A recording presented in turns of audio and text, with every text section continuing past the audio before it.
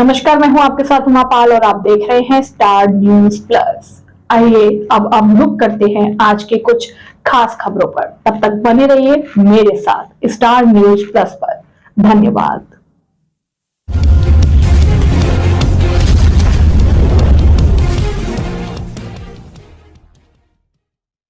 नतीजों को कांग्रेस ने चुनौती दी है।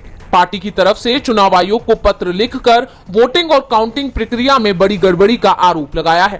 कांग्रेस ने इस मुद्दे पर व्यक्तिगत सुनवाई की मांग भी की है। कांग्रेस ने आरोप लगाया है कि मतदाता सूचियों से मनमाने ढंग से मतदाताओं को हटाया गया और हर एक विधानसभा क्षेत्र में 10,000 से ज्यादा मतदाताओं को जोड़ा गया।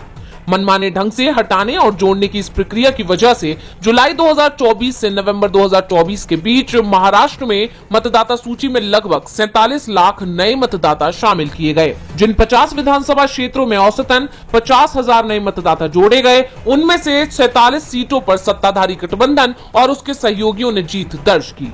चुनाव आयोग की ओर से जारी आंकड़े संदिग्ध हैं। 21 नवंबर 2024 को शाम 5 बजे तक महाराष्ट्र में मतदान प्रतिशत 58.22% था, जो रात 11:30 बजे तक बढ़कर 65.02% हो गया।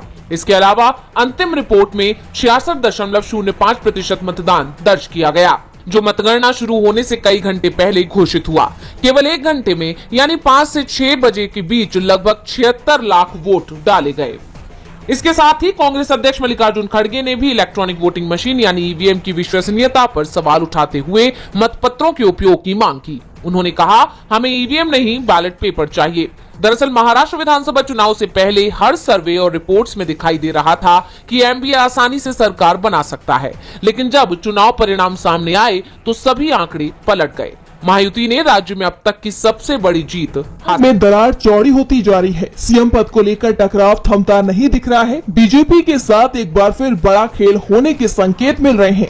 मुंबई में महायुति की बैठक बुलाई गई थी, लेकिन अचानक ही इसे रद्द करने की खबर आ गई, क्योंकि एकनाथ शिंदे महायुति की बैठक को छोड़कर सतारा चले गए। सतारा में शिंदे का पैतृक आवास है। अब उनके मुंबई वापस आने पर ही बैठक होगी। फिलहाल जो जानकारी सामने आ रही है उसमें शिंदे के 30 नवंबर को भी लौटने की संभावना नहीं है, यानी अब महायुति की बैठक 1 दिसंबर को हो सकती है, जिसके चलते 2 दिसंबर को सीएम पद की शपथ का कार्यक्रम भी टाल दिया गया।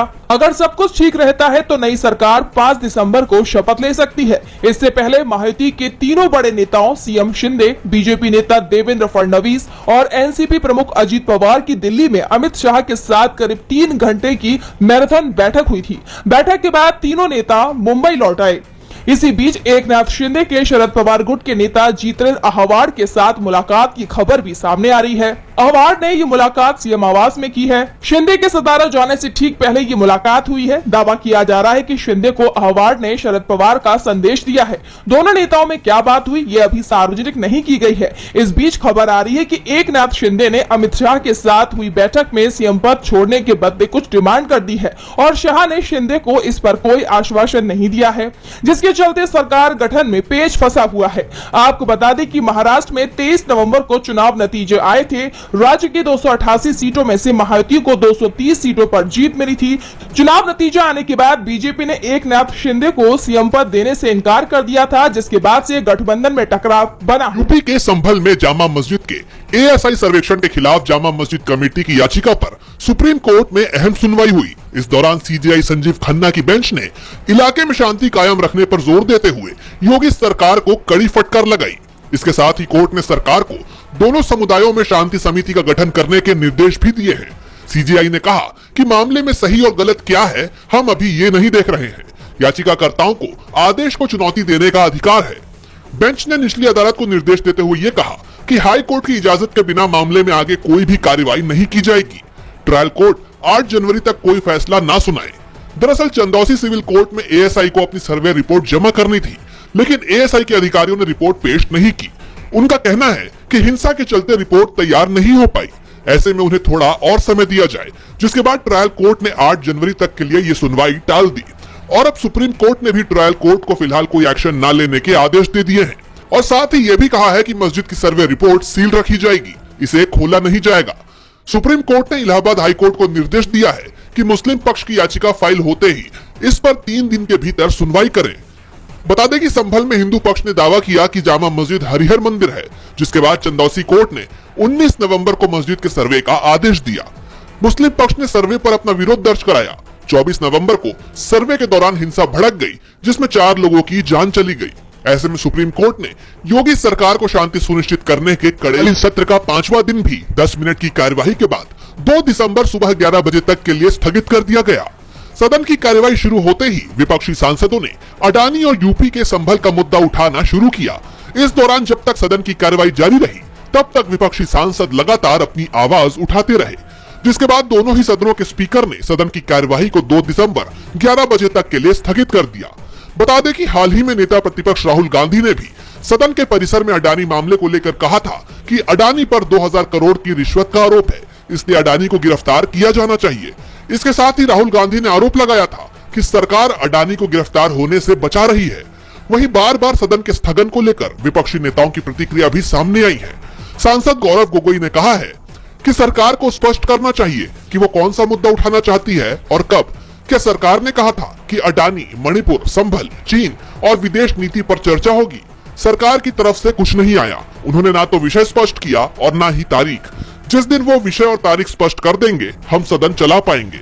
लेकिन हम सरकार में एक नया अहंकार देख रहे हैं। बता दें कि 25 नवंबर से शुरू संसद का शीतकालीन सत्र हर दिन सिर्फ 10 मिनट ही चल सका है। यानी देखा जाए तो 26 नवंबर के संविधान दिवस के कार्यक्रम को छोड़कर सदन की कार्यवाही अब तक कुल 40 मिनट ही चल पाई है और संसद का सत्र 20 दिसंबर तक चलना है। ऐसे में अब देखना होगा कि सरकार आखिर कब तक विपक्ष के मुद्दों से बचने के लिए सदन की कार्यवाही स्थगित करती है। पर फिर ईडी सुप्रीम कोर्ट के निशाने पर आ गई है। पश्चिम बंगाल के पूर्व शिक्षा मंत्री पार्थ चटर्जी की जमानत याचिका पर सुनवाई करते हुए सुप्रीम कोर्ट ने ईडी को एक बार फिर जमकर फटकार लगाई है। कोर्ट ने प्रमुख तौर पर ईडी की गिरफ्तारियों पर सवाल उठाए। दरअसल पार्थ चटर्जी को ईडी ने मनी लॉन्ड्रिंग मामले में गिरफ्तार किया था और पिछले 2 साल से वो जेल में बंद है। ऐसे में कोर्ट ने लंबे समय तक बिना मुकदमा चलाए पूर्व मंत्री को हिरासत में रखने पर कड़ी आपत्ति जताते हुए ये सख्त टिप्पणी की है। सुप्रीम कोर्ट ने ईडी की दोष सिद्धि दर कम होने पर चिंता जताते हुए कहा कि अगर आरोपी को दोषी नहीं ठहराया जाता है तो क्या होगा? मुकदमे के लिए किसी को कब तक इंतजार करना पड़ सकता है? बता दें कि ये पहली बार नहीं है जब सुप्रीम कोर्ट ने ईडी की कार्यशैली पर सवाल उठाए हों। इससे पहले भी दिल्ली के पूर्व सीएम अरविंद केजरीवाल से लेकर झारखंड के सीएम हेमंत सोरेन की गिरफ्तारी तक को लेकर ईडी की कार्रवाई सवालों के घेरे में रही है। कोर्ट ने इसी साल अगस्त में मनी लॉन्ड्रिंग के मामलों में कम सजा दर का हवाला देते हुए ईडी से गुणवत्तापूर्ण अभियोजन और सबूतों पर ध्यान केंद्रित करने को कहा था। इसी साल 6 अगस्त को मोदी सरकार की तरफ से लोकसभा में ये बताया गया था कि 2014 से 2024 तक पीएमएलए के तहत कुल 5297 मामले दर्ज किए गए हैं, लेकिन केवल 40 मामलों में सजा हुई जबकि 3 बरी हो गए। यानी आंकड़े भी यही कहानी बयान कर रहे हैं। ऐसे में ईडी को लगातार सुप्रीम कोर्ट से फटकार मिल रही है। तमिलनाडु और केंद्र सरकार में एक बार फिर ठन गई है। इस बार ये मामला राज्य में टंगस्टन खनन से जुड़ा हुआ है। सीएम स्टालिन ने साफ कर दिया है कि वो इसकी इजाजत नहीं देंगे। स्टालिन ने मदुरई जिले में टंगस्टन खनन के अधिकार दिए जाने के मोदी सरकार के फैसले का कड़ा विरोध किया है। इस सिलसिले में उन्होंने पीएम मोदी को पत्र लिखकर अपनी मंशा साफ कर दी है। स्टालिन ने लिखा, नोटिफाइड बायोडायवर्सिटी हेरिटेज साइट्स खनन के लिए प्रस्तावित क्षेत्रों में से एक के अंतर्गत आता है और घनी आबादी वाले गांवों में कमर्शियल माइनिंग निश्चित रूप से लोगों को प्रभावित करेगी, जिन्हें डर है कि उनकी आजीविका हमेशा के लिए खत्म हो सकती है और इसलिए तमिलनाडु सरकार इन क्षेत्रों में इस तरह के खनन को कभी भी शुरू होने नहीं देगी। इस खनन के खिलाफ प्रदेश में लोगों द्वारा किए जा रहे विरोध प्रदर्शन को देखते हुए स्टालिन ने पीएम मोदी को ये चिट्ठी लिखी है। उन्होंने इसे रोकने के लिए पीएम मोदी के तत्काल हस्तक्षेप का अनुरोध भी किया है। साथ ही ये भी कहा, केंद्र सरकार खनन मंत्रालय को संबंधित राज्य सरकार की सहमति के बिना खनन के लिए कोई भी बोली लगाने से रोकने का निर्देश दे।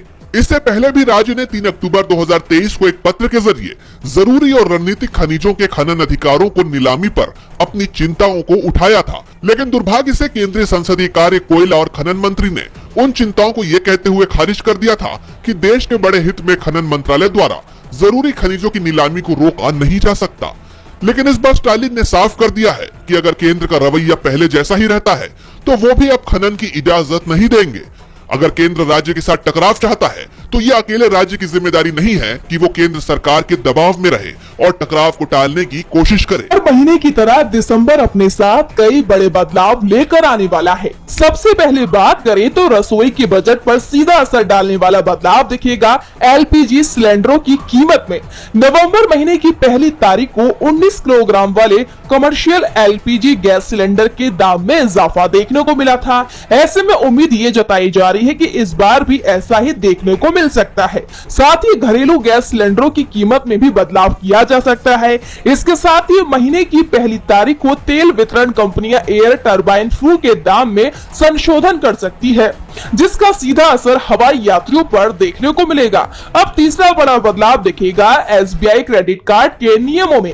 एसबीआई कार्ड्स की वेबसाइट के मुताबिक 48 क्रेडिट कार्ड्स अब डिजिटल गेमिंग प्लेटफॉर्म्स मर्चेंट से जुड़े ट्रांजैक्शन पर रिवॉर्ड पॉइंट्स नहीं देंगे।